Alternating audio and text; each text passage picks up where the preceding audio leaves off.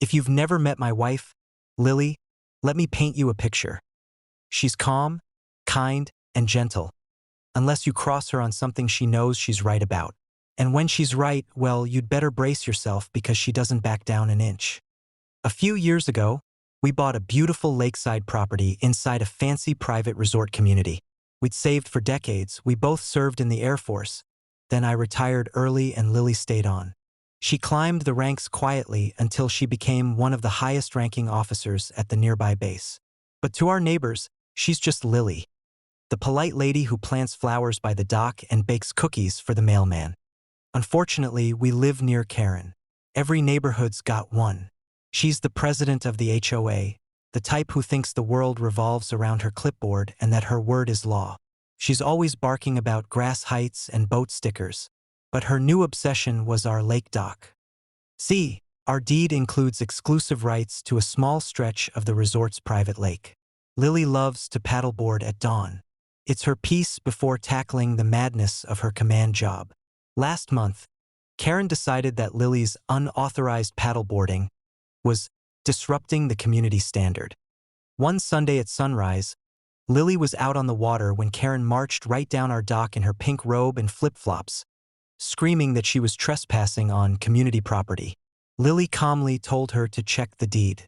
Karen didn't like that answer, so she called 911. I was inside making coffee when I saw the patrol car rolling up.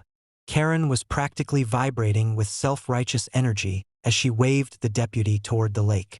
Lily, meanwhile, was calmly gliding back to the dock on her board, sunglasses on, zero concern on her face. When the deputy stepped out, I recognized him immediately, young guy named Ramirez. He'd just been assigned to base security last year. Lily had pinned his new rank herself when he got promoted.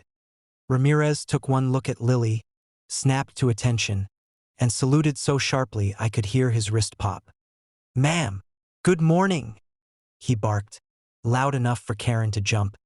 Lily smiled and returned the salute. Crisp, perfect. "Good morning, Sergeant Ramirez. Everything all right?" Karen's face was priceless. She demanded Ramirez remove this woman for violating HOA lake rules. Ramirez calmly explained that this was our deeded shoreline and that, by law, Lily had every right to use it as she pleased. Karen sputtered about community oversight, but it got worse for her when Ramirez radioed his superior, who happened to be Lily's direct subordinate at the base. Within 15 minutes, a second patrol car pulled up with the base security chief in uniform. He stepped out, saluted Lily with a booming "ma'am," and then turned to Karen with an icy smile. "Ma'am, you're trespassing on private property.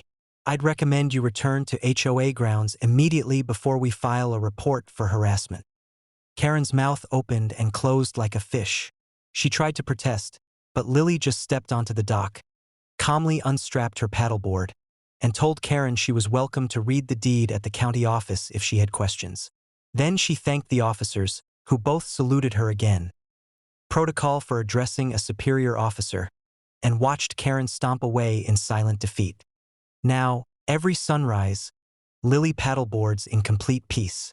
Karen hasn't shown her face near our dock since. And me? I always make sure there's a fresh mug of coffee waiting when Lily glides back up, sunglasses on, calm as ever. The only commander on that lake that truly matters.